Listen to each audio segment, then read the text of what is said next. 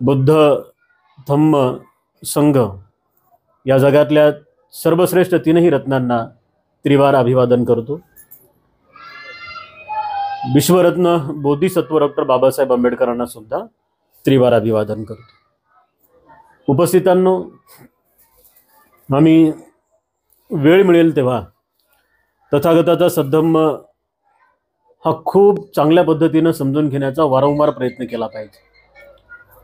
कारण ज्यांना ज्यांना तथागताचा सद्धम्म समजेल तेच लोक आपल्या संपूर्ण दुःखातून बाहेर येतील आणि खूप चांगल्या पद्धतीनं आपल्या जीवनाला ते सुधारण्याचा प्रयत्न करतील। म्हणून प्रसंग कोणताही असो, काही काही प्रसंगामध्ये आपल्याला धम्मदेशना ऐकायला मिळत नाही। समजा साखरपुडा असेल, लग्न असेल, तर तिथे कोणी धम्मदेशना देत नाही आणि ते वातावरणही तसं नसते। कारण असे काही कार्यक्रम असतात की ज्या कार्यक्रमात घरचेच लोक आमच्या कानात येऊन म्हणतात, म्हणते जरा शॉर्टकट साखरपुडा, लग्न, ते बाकीचे असे जे घरगुती कार्यक्रम असतात तिथे आपण काही काय होईना पण अर्धा तास एक तास जरा ऐकण्याचा प्रयत्न केला पाहिजे। कारण ऐकलं नाही तर समजणार नाही आणि समजलं नाही तर आचरणात येणार नाही। आचरणात नाही आलं तर मग तो शुद्ध धम्म घेऊन काही फायदाच नाही। आणि म्हणून पहिली गोष्ट जी आहे ती आहे वेळ देण्याच्या संदर्भातली। आम्ही जास्तीत जास्त वेळ देण्याचा प्रयत्न केला पाहिजे। कारण तथागत सम्यक संबुद्ध असं म्हणतात, जे तुमच्या फायद्याचं नाही, जे तुमच्या फायद्याचं नाही ते मी कधीही तुम्हाला शिकवलंच नाही।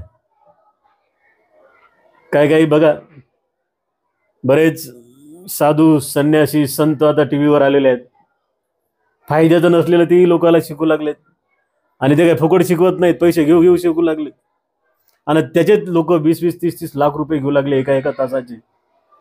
तर हे तुम्ही समजून घ्या, हे तुमच्या पुण्याचं आहे, हे तुमच्या मांगल्याचं आहे। कारण इथे सर्वात महत्वाची गोष्ट आहे माणूस आणि त्या माणसाचं मन। तथागत सम्यक संबुद्धांनी कशाला महत्व दिलं, तर माणसाला महत्व दिलं आणि माणसाला महत्व देत असताना तथागतांनी माणसाच्या मनाचं विश्लेषण केलं आणि माणसाला त्या मनाचं चिंतन करायला शिकवलं। आणि म्हणून त्या आधारावरती आम्ही आमच्या जीवनाला वारंवार सुधारून घेण्याचा प्रयत्न केला पाहिजे आणि त्याला खूप चांगल्या पद्धतीने संयमित बनवून आपल्या जीवनाला आकार देण्याचा आपण प्रयत्न केला पाहिजे। सुखी जीवनासाठी आपल्या सर्वांची धडपड सुरू आहे। तुम्हाला कसं सुख पाहिजे?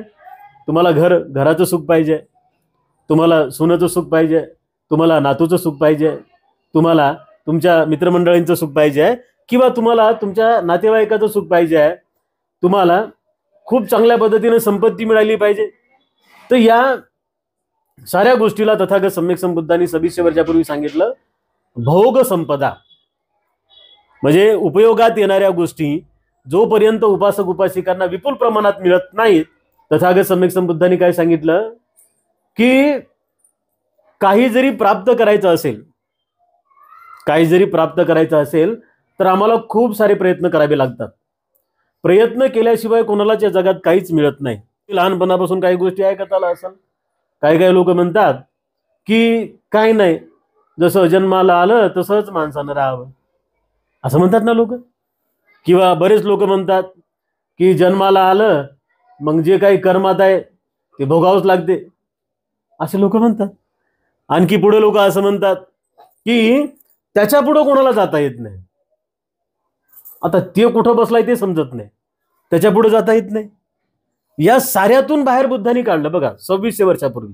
बुद्धाचा सद्धम्म आम्ही वारंवार समजून घेतला पाहिजे। आम्हाला जर सुखानं, समाधानानं, आनंदानं जगायचं असेल किंवा आमचं ग्रस्त जीवन जगत असताना ज्या लोकांना आलेली संपत्ती टिकवायची असेल, अतिशय महत्वाचा मुद्दा आहे। बाबासाहेबांच्या पुण्याईनं तुम्ही आम्ही एवढे श्रीमंत झालेले होतो, संपत्ती टिकेना ना, बऱ्याच लोकांची संपत्ती टिकेना। मग संपत्ती न टिकण्याचे कारण काय? तर इथे तथागत सम्यक संबुद्ध असं म्हणतात की आम्ही सुखी आहोत याचं कारण आम्ही आहोत आणि आम्ही दुःखी आहोत याचं कारणही आम्हीच आहोत। आम्ही दुसऱ्यावरती नाव ठेवून आपण मोकळ होऊन जातो की याच्यामुळे दुःखी झालो, याच्यामुळे सुखी झालो, असं लोक म्हणतात। पण सुखी आम्हाला इतर कोणीही करत नाही, आमचं मनच आम्हाला दुःखी करते किंवा आमचं मनच आम्हाला सुखी करते। या माध्यमातून मेलेल्या लोकांच्या संदर्भामध्ये त्यांच्या पुण्याचं स्मरण करत असताना जिवंत माणसांनी आपल्या पुण्याचा संचय कसा करायचा हे आम्ही वारंवार शिकलं पाहिजे. तथागत सम्यक संत बुद्धाचा अख्खा सद्धम्म हा केवळ कर्म सिद्धांतावरती आहे. कर्म जर तुम्ही तुमच्या आयुष्यातून डिलीट केले ना तर आयुष्यात काहीच उरत नाही. सारं काही कर्माच्या भरोश्यावर आहे, बाकी कोणाच्याच भरोश्यावर नाही. ज्यांनी आम्हाला जन्म दिला त्या आईवडिलांच्या भरोश्यावर आमचं जीवन नाही आहे. कोणतं म्हणजे लहानाचं मोठं करतील, शिकवतील, सगळ्या गोष्टी व्यवस्थित करतील कर्तव्यानुसार, पण सुखी व्हायचं असेल तर प्रयत्न आम्हाला करावे लागतील. आम्ही बरेच लोक असे पाहतोय समाजामध्ये की करोडो रुपये आहेत पण बिचारे सुखी नाहीत, मोठमोठे घरदार आहेत पण बिचारे सुखी नाहीत, चांगल्या नोकरी पाण्याला आहेत पण बिचारे सुखी नाहीत. आणि अशीही लोक पाहतो आम्ही जेव्हा झोपडपट्ट्यामध्ये जातो आमच्या, तर तेव्हा झोपडपट्टीतले लोक सुखी आहेत.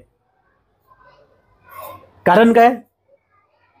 कारण एकच आहे की ज्या ज्या लोकांना सुखी व्हायचं आहे, तुम्हाला पैसा अजिबात सुखी करत नाही, लक्षात ठेवा.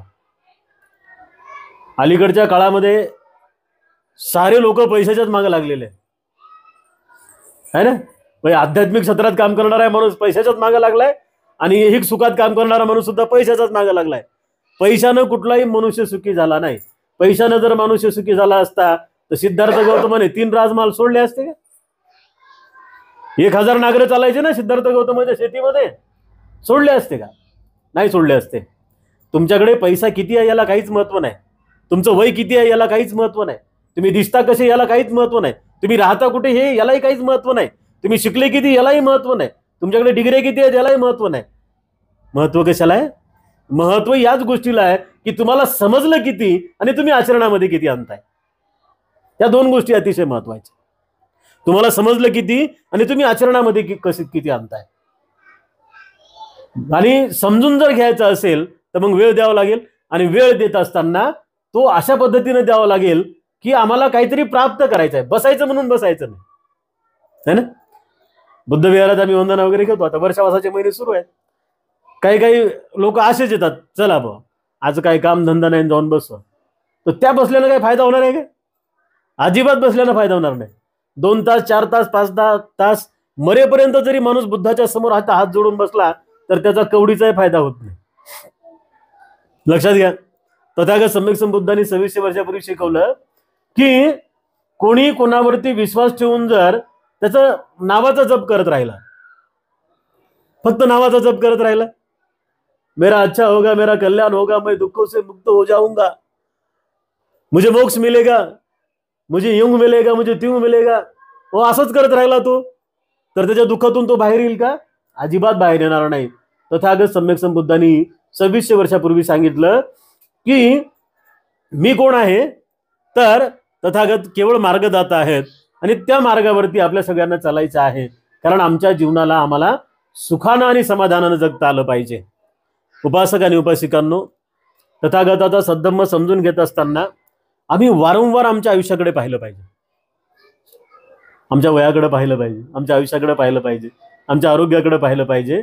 एकंदरीत आमच्या संपूर्ण जीवनाचा आम्ही विचार केला पाहिजे की आमच्याकडे वेळ किती शिल्लक आहे. तर काही काही मुलं म्हणतील की आम्ही 18 वर्षाचे आहोत, 19 वर्षाचे आहोत, काही काही म्हणतील 20 वर्षाचे आहोत. तर त्यांना असं वाटत असेल की आमच्याकडे वेळ भरपूर आहे, प्रचंड वेळ आमच्याकडे. किंवा बऱ्याच लोकांना आम्ही विचारतो की या ना विहारात, जरा धम्माचे पुस्तकं वाचा, खूप चांगलं चाललंय, जरा ऐकायला या. तर लोक म्हणतात नाही, म्हणते जरा वेळ नाही, एकदा रिटायर होऊ द्या, रिटायर झालो की मग तेच काम करतो, की आमचे कामं झाल्यानंतर मग आम्ही हे काम करू. आम्ही जर आम्हाला सुखी व्हायचं असेल, म्हणजे तुमचे हे सांसारिक जीवन जगत असताना तुमचे काही नैतिक कर्तव्य आहेत, ते कर्तव्य पालन करत असताना पहिलं तुमचं आद्य कर्तव्य असेल की तुम्हाला सुखी करता आलं पाहिजे. तुम्हाला व्यक्तिगत मला माझ्या मनाला समजून घेऊन मला सुखी करता आलं पाहिजे. बाकी नंतर. कारण बुद्ध काय म्हणतात? बुद्ध हीच गोष्ट शिकवतात माणसाला की ज्याचं स्वतःवरती प्रेम नाही ना, तो इतर कोणावरही प्रेम करू शकत नाही. अगदी सहज सोपा अर्थ आहे याच्यामध्ये की ज्यानं स्वतःला समजून घेतलं तो इतरांना समजून घेईल, जो स्वतःला जपू लागला तो इतरांना जपेल. ज्याला स्वतःचे सुख दुःख समजले तो इतरांचे सुख दुःख समजून घेईल, किंवा ज्याला स्वतःचं सुख समजलं ते इतरांचं सुख समजून घेईल, ज्याला स्वतःला म्हणजे नैराश्यातून बाहेर येता येतं तोही लोकांना नैराश्यातून बाहेर काढेल. याचा अर्थ असा आहे की आमचं जीवन सुखी बनवण्यासाठी आम्ही आमच्यातून गेलेल्या नातलगांच्या पुण्यकर्मांचं स्मरण करून ते पुण्यकर्म आमच्यामध्ये कसे येतील याविषयी आपण वारंवार लक्ष ठेवलं पाहिजे. कारण जाणारे माणसं, लोक म्हणतात की जाणारे माणसं निघून जातात, जाणारे माणसं निघून जातात, बरोबर आहे, निघून जातात. आणखी पुढे लोक म्हणतात की काहीच घेऊन जात नाहीत, खाली हात आया था तू खाली हात जाएगा. चुकीचं आहे, अगदी चुकीचं आहे. तुम्ही संपत्ती नेत नाही, तुम्ही घर नेत नाही, तुम्ही दार नेत नाही, तुम्ही सोनं चांदी सोबत नेत नाही. माणूस सोबत घेऊन जातो ते कर्म, कर्म घेऊन जातो. 1 वर्ष झाले देश भरतार साहेबांना, आजही तुमच्या मध्ये आमच्यामध्ये ते कर्माने जिवंत आहेत ना, कर्माने जिवंत आहेत. 1 वर्षानंतर सुद्धा जेव्हा मिलिंदराव आणि मी येत होतो तेव्हा मिलिंदराव मला सांगत होते की पोलीसमध्ये असले तरी तो पोलिसी रुबाब त्यांच्यामध्ये नव्हता. बरोबर आहे. लोकांना तो अहमपणा असतो, तो मीपणा असतो ना बऱ्याच लोकांना, कि नहीं मेरे पास ये है, मैं पुलिस में हूं, तो उसका बोलना चलना रहना बर्ताव ये सब अलग हो जाता है, एसपी के जैसा, जेलर के जैसा. तो ते भाव तो त्यांच्या मनात नव्हता ना. बुद्धविहाराशी संलग्न होते, बुद्धविहाराशी संलग्न होते आणि खूप चांगल्या पद्धतीने योगदान त्यांचं त्या बुद्धविहाराच्या संदर्भामध्ये होतं. आणि म्हणून उपासक आणि उपासिकांनो, आम्ही सुद्धा आमच्या आयुष्याला बदलवण्याचा वारंवार प्रयत्न केला पाहिजे. आपण असं म्हणू नये की आता बहुत समय है हमारे पास, देखेंगे 2 बरस के बाद, 5 बरस के बाद, 10 बरस के बाद. इथे सेकंदाचा भरोसा नाहीये, इथे सेकंदाचा भरोसा नाही. आणि आम्ही 10-10 वर्षाची प्लॅनिंग करू लागलोय. जेव्हा तुम्हाला सद्धम्म समजेल तेव्हाच तुम्ही तुमचे कर्म सुधारण्याचा वारंवार प्रयत्न केला पाहिजे. कर्म सुधारल्याशिवाय वर्तमान जीवनही सुखी होऊ शकत नाही आणि भविष्यही सुखी होऊ शकत नाही. वर्तमानाला आणि भविष्याला जर सुखी करायचं असेल तर कर्माचा खूप चांगला आधार घेऊन आमच्या आयुष्याला आम्ही बदलण्याचा प्रयत्न केला पाहिजे. तथागत सम्यक संबुद्धांनी सांगितलेलं आहे की आम्ही आमच्या जीवनाला सुखी बनवत असताना खूप चांगल्या पद्धतीनं आमच्या दैनंदिनीमध्ये आम्ही धम्माची चर्चा केली पाहिजे, धम्म समजून घेतला पाहिजे, धम्माची चर्चा केली पाहिजे, धम्म एकमेकांना सांगितला पाहिजे. 28 ऑक्टोबरपर्यंत वर्षावास आहे.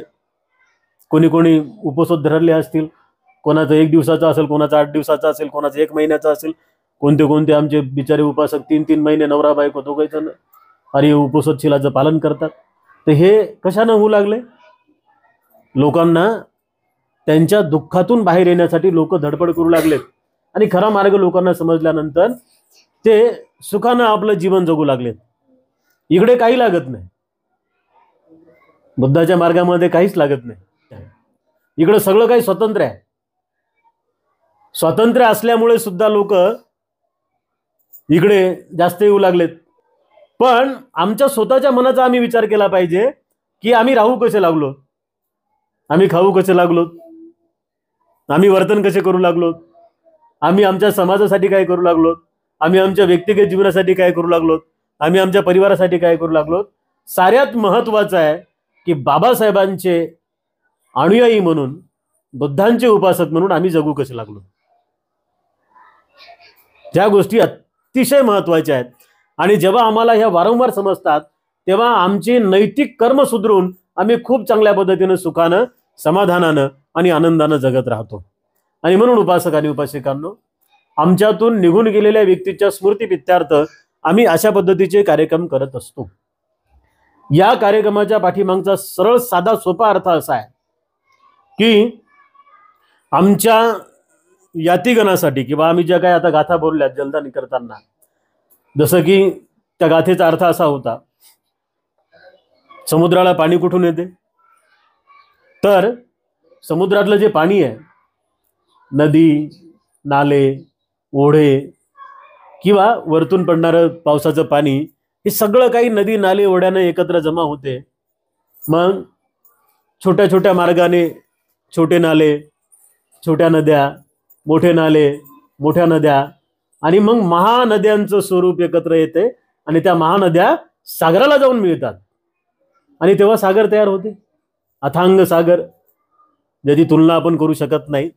तर पुण्यकर्माच्या संदर्भात सुद्धा तसंच आहे की आम्ही वर्तमान जीवनातील हे आमचे पुण्य, आता ह्या सगळ्या बहिणी, भाऊ, आई, तर या साऱ्यांनी वर्तमान जीवनातले त्यांचे पुण्य त्यांच्या वडिलांच्या सुगतीसाठी अर्पण केलेले आहे की आमच्या वडिलांच्या पंच उपादान स्कंदाला सुगती लाभण्यासाठी हे दान आमचं सहाय्य ठरून.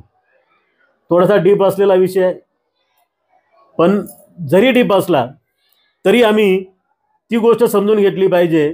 कारण बुद्धानं कुठलीच गोष्ट अशी नाही सांगितली की जिला वैज्ञानिक जोड नाही आहे, जी वैज्ञानिक कसोटीमध्ये उतरत नाही, ते बुद्धानं सांगितलंच नाही, लक्षात ठेवा. पण अशा काही गोष्टी असतात की ज्या गोष्टी प्राप्त करून घेण्यासाठी आम्हाला स्वतःला तपावं लागतं.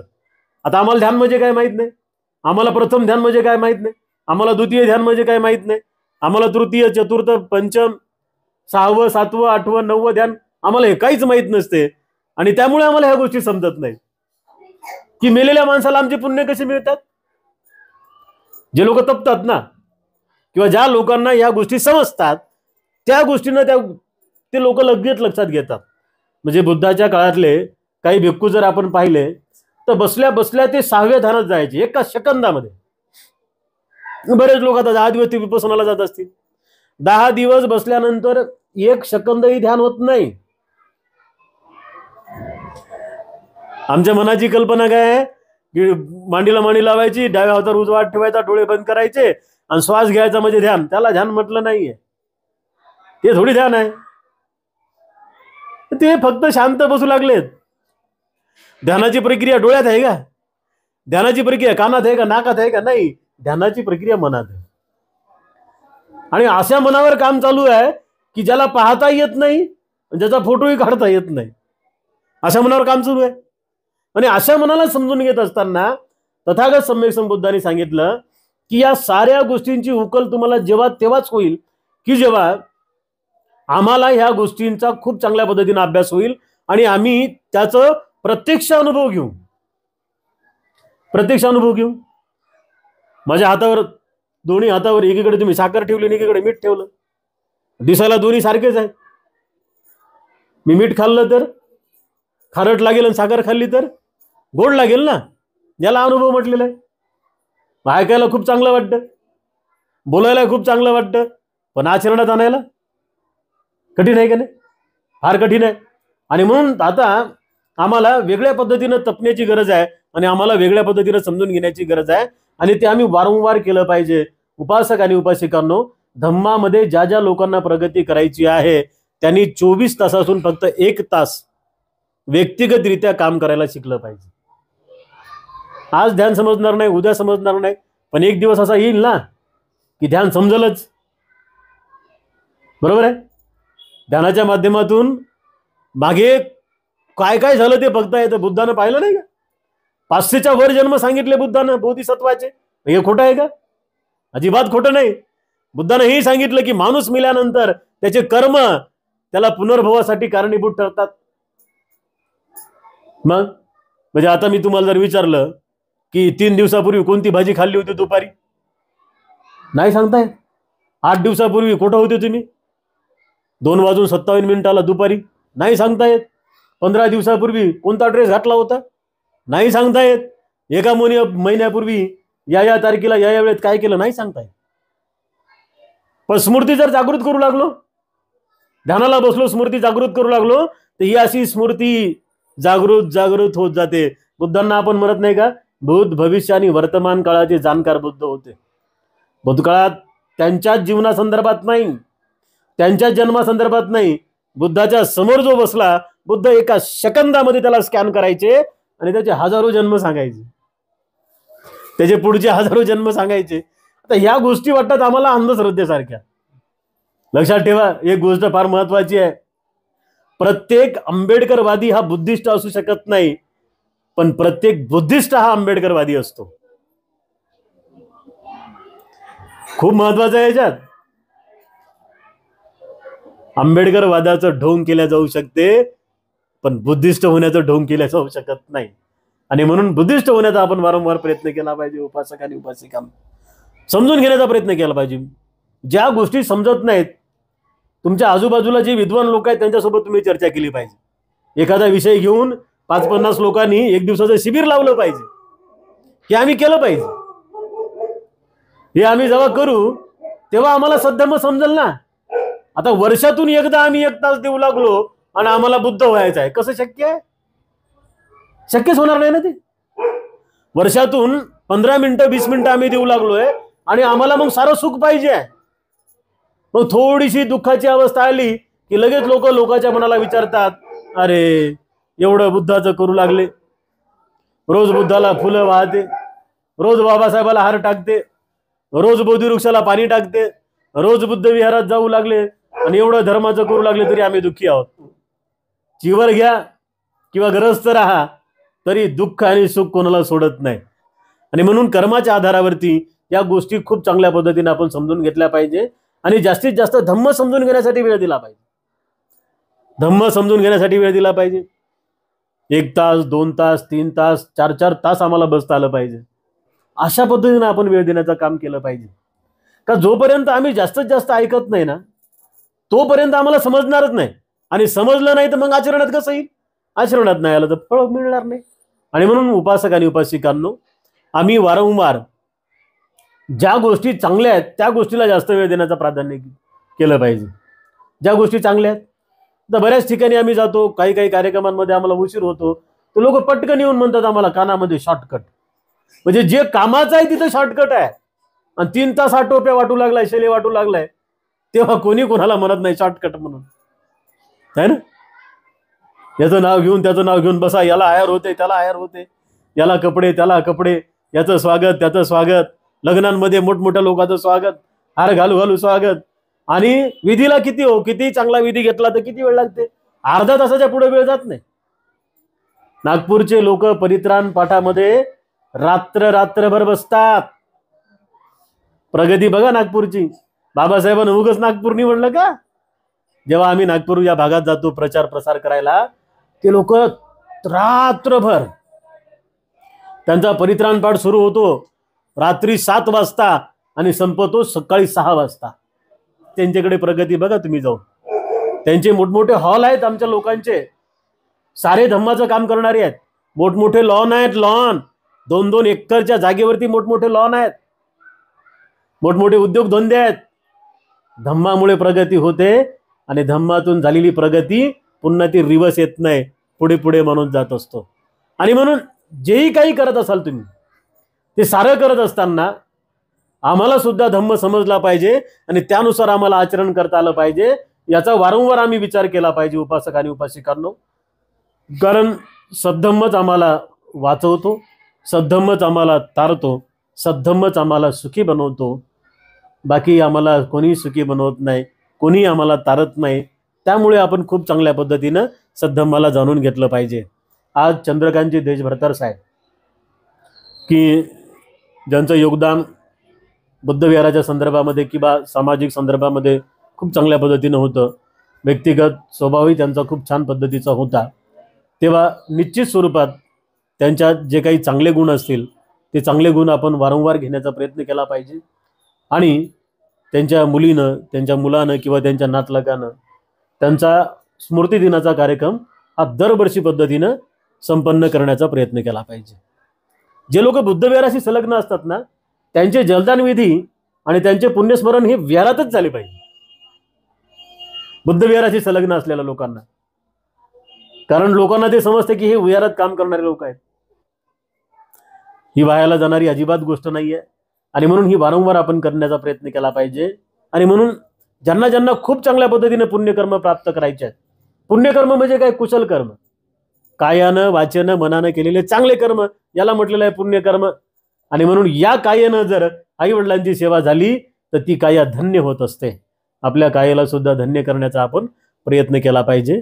आणि कोणी सांगतंय म्हणून करू नये. बऱ्याच वेळेस आपण काय करतो, कोणी कोणाला सांगू लागलंय, कोणी कोणाचं ऐकू लागलंय म्हणून चालू आहे, तर त्यानं काय फायदा होत नाही. मनातून त्या गोष्टी निर्माण झाल्या पाहिजे की माझी आई आहे, माझे वडील आहेत, आणि फक्त मुलांनीच सेवा करायची नसते, तर सुनेनं पण करायची असते. त्यामुळे ह्या सगळ्या गोष्टी आपण खूप चांगल्या बारकाईनं पाहिल्या पाहिजे. म्हणजे तिच्याही आई वडिलाची यांनी सेवा करायची आहे आणि हिच्याही आई वडिलाची तिनं सेवा करायची आहे. दोघांनीही एकमेकाच्या आई वडिलांना, दोघांचे आई वडील समजून खूप चांगल्या पद्धतीने जगण्याचा प्रयत्न केला पाहिजे.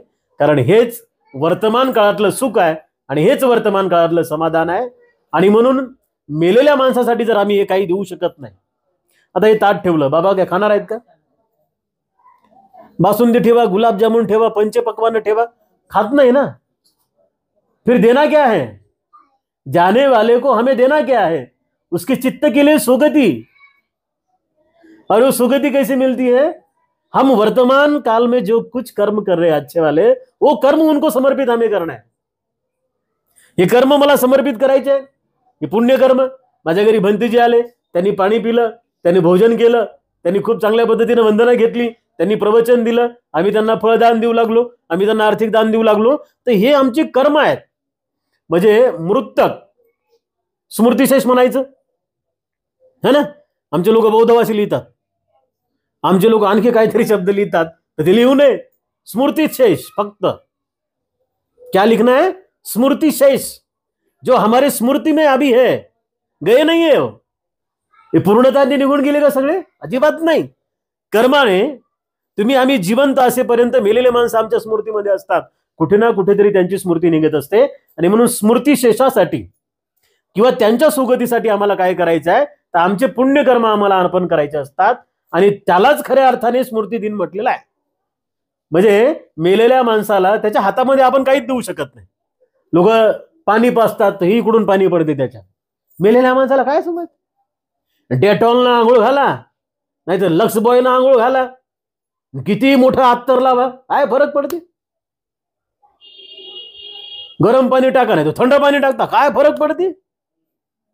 पडते याच्यात फरक काही? इथे शास्त्रज्ञ लोकांनी जो शोध लावला की पृथ्वी, आप, तेज आणि वायू या 4 महाभूतामुळे हे शरीर बनलेलं आहे. त्यांनी आणखी एक त्याच्यामध्ये गोष्ट ऍड केली, त्याला म्हटलेलं आहे त्यांनी आत्मा. मग त्यांनी उत्तर असं दिलं की पृथ्वी, आप, तेज, वायू हे 4 घटक दिसतात, पण आत्मा दिसत नाही. बुद्ध म्हणतात रूप, वेदना, संज्ञा, संस्कार आणि विज्ञान, 5 उपादान स्कंदांनी माणसाचं शरीर बनलेलं आहे. म्हणजे याच्यामध्ये काय आहे? रूप आहे, वेदना आहे, संज्ञा आहे, संस्कार आणि विज्ञान आहे. म्हणजे पृथ्वी, आप, तेज, वायू सोबत सोबत ज्या लोकांना ह्या आंतरिक 5 गोष्टी समजतात, या जगामध्ये कोणाला शोधता आलं नाही अशा गोष्टी बुद्धानं शोधल्या, म्हणून बुद्धाला लोक विश्वगुरु मानतात. लक्षात घ्या. पण तो सद्धम्म आम्हाला आणखी पाहिजे तसा पद्धतीने समजलेला नाहीये. हळूहळू समजू लागला, होईल फायदा. पण हे जे लोक पुढे चाललेत, हे लोक जे शास्त्रज्ञ पुढे चाललेत, तर हे तेच करून पुढे चाललेत. आम्ही सुद्धा आमच्या आध्यात्मिक लेवल वाढवण्याचा प्रयत्न केला पाहिजे. आता आध्यात्मिक प्रगती नको का आमची? आमच्या झोपडीचे महाल झाले, आमचे 7वी 8वी नापासवाले PhD पर्यंत आले, आमचं राहणीमान उंचावलं, आम्ही सगळ्या गोष्टी पुढे गेलो. आध्यात्मिक बाबतीमध्ये आमची काय प्रगती आहे? आम्ही कोणत्याही नगरात जातो, कितीही हुशार माणसाला आमच्या भेटतो ना, तर आध्यात्मिक बाबतीमध्ये आमचा माणूस शून्य आहे. हा भल्ला मोठा भोपळा आहे. आध्यात्मिक बाबत त्याची काहीच नाही त्याच्याकडे.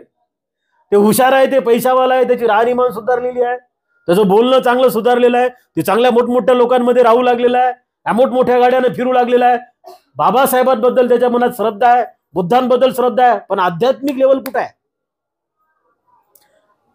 सुख कुठून मिळणार आहे? सुख तुम्हाला आध्यात्मिक लेवल मधून मिळणार आहे. आणि म्हणून ते आध्यात्मिक लेवल आम्ही खूप चांगल्या पद्धतीने समजून घेण्याची प्रयत्न केली पाहिजे.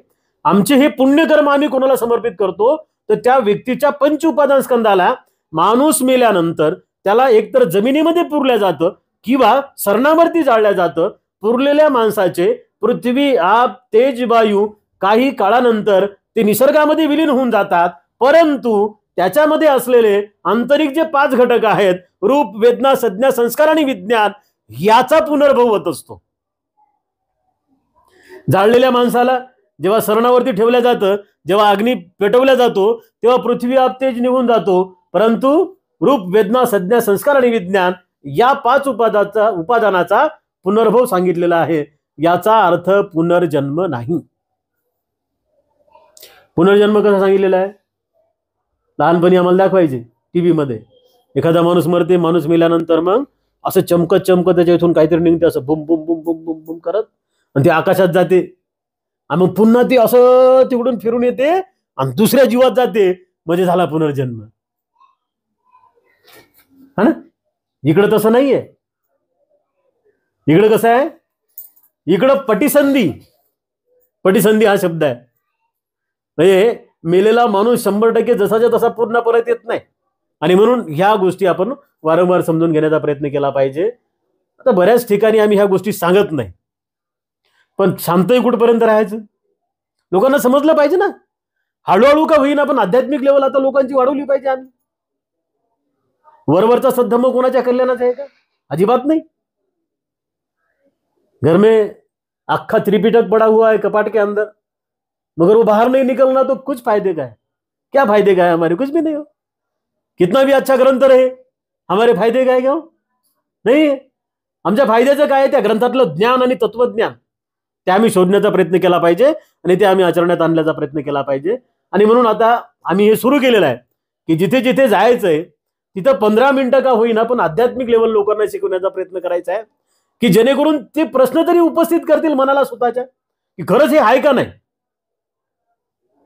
खरंच हे आहे का नाही. मग कोणी काही म्हणू, पण खरंच हे आहे का नाही.